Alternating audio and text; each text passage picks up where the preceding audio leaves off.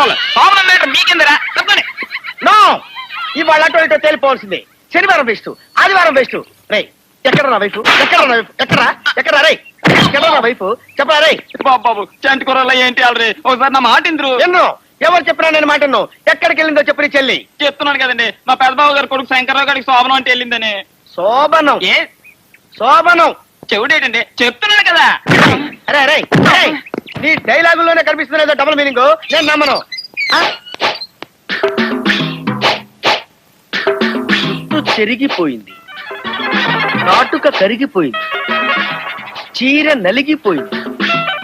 చీల మీద డౌట్ వచ్చేసింది. ఏమండి బాధగుందా? మరి బావగారు ఓర్పిచ్చుకులా ఏం తినొచ్చారట. ఏంటి లేటు?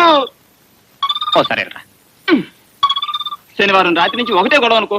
ప్యాంటు చొక్క విప్పేస్తుంటే వీధిలో జనం అంతా తలుపులు వేసుకుని సిగ్గుతో తలలు ఉంచుకుంటున్నారు అనుకో.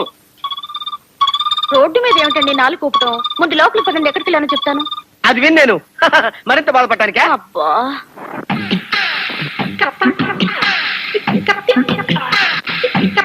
నిజమా?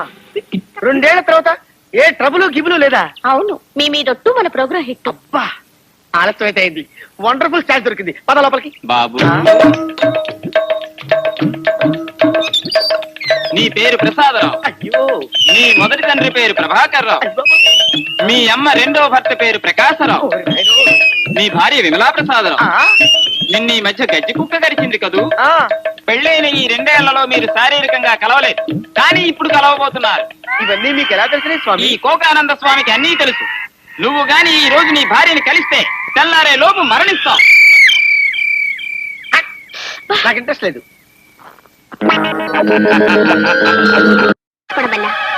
జీతం కాస్త తక్కువగా ఉంటుంది. జీతం ఎంతైనా పర్వాలేదు, నైట్స్ ఓవర్ టైం చేయడానికి కూడా నాకే అభ్యంతరం లేదు. మరి మీ హస్బెండ్ ఫీల్ అవుతాడేమో. అతను ఫీల్ అయితే నాకేంటి, కింద పడి రోల్ అయితే నాకేంటి. గ్రేసీ, వాడితో తీయించుకున్న ఫోటోలన్నీ చించి పారేస్తాను. గ్రేసీ, వాడికి ఈ రోజే డైవర్స్ ఇచ్చేస్తాను.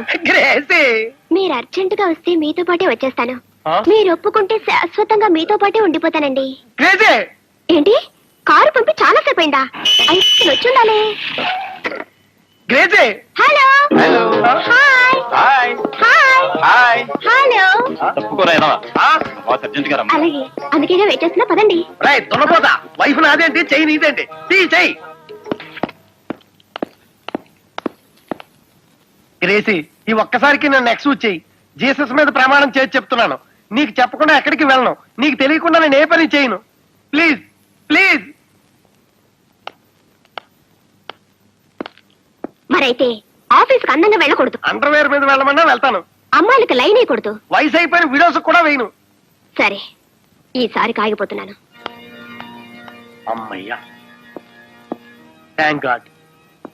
ఆ సాయిబాబు గారి మ్యారేజ్ చేసుకుంటే నాకేంటి, మ్యారేజ్ మీద దూకితే నాకేంటి. అమ్మో, ఆ ఫ్యామిలీ డ్రామాలో చస్తే ఇరుక్కోకూడదు. అబ్బో,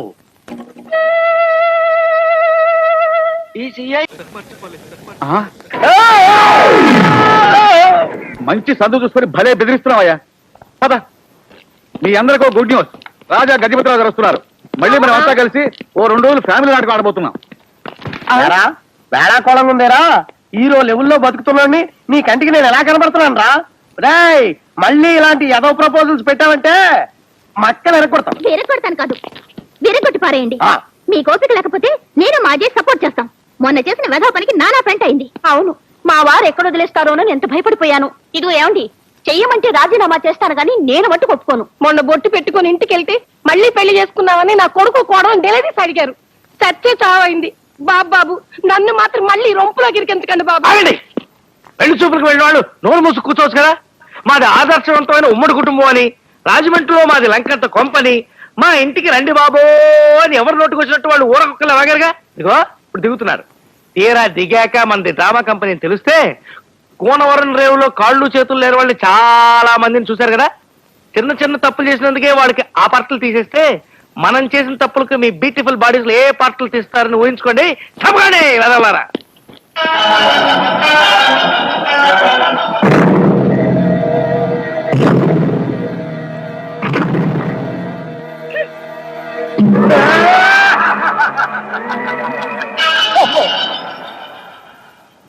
సోదులు పిన్నీసులు దువ్వెన్లు రిబ్బన్లు బిళ్ళారి అద్దాలో, సోదులు పిన్నీసులు దువ్వెన్లు చేయలేమే, ఇప్పుడు మనకి ఏ కనెక్షన్ లేదు.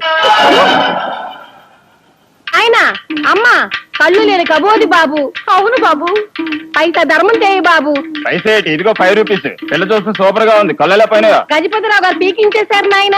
అలాగా, లేకపోతే నేనే కీప్ చేసేవాడి. చచ్చినోడా.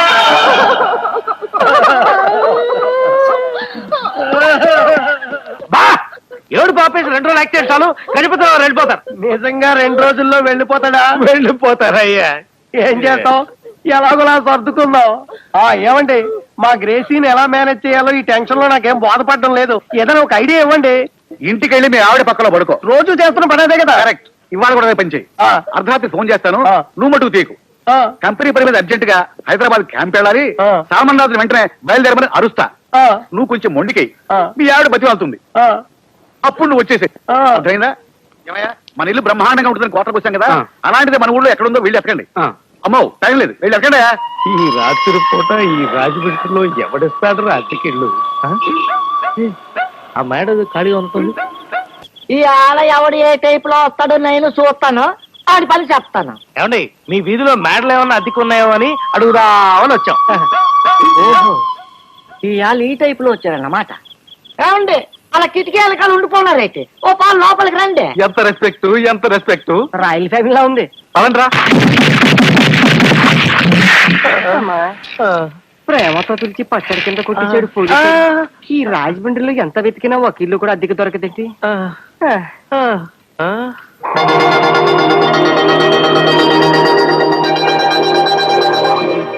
సూట ఇల్లు అవుతురా. సుందరమ్మ కంపెనీ పెట్టింది ఇంట్లోనే కదా, డైలీ కస్టమర్స్. మనం బ్రాతుల కంపెనీలో కాపురం పెట్టిపోతున్నావా?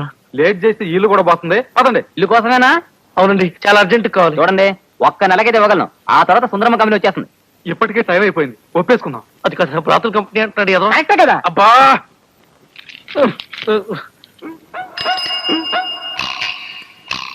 రే, వీళ్ళంతకు ముందు అక్కడే చూసినట్లేదు. కొత్తగా కంపెనీ పెట్టబోతున్నారేమో బాసు.